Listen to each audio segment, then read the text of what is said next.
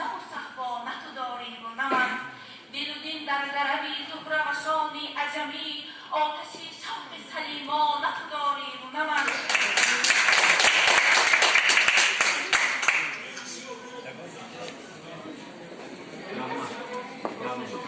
راستش را بگویم من از خردی عاشق ادبیات جهان بودم، برای آنکه نوبسته از آنکه ادبیات تاجیک خوب است، باز جوانان ما را امروز می‌باید برای در روند گلوبالیزاسیون جهانی شوی از ادبیات جهانیان پورا آگاه باشند، زیرا وقتی ما در آن حالت ادبیات خود را معرفی کرده می‌توانیم که ما مقایسه کرده توانیم. ما وقتی مقایسه کن می‌شویم وقتی که ما دیگر ادبیات ها را دانیم، خوانیم.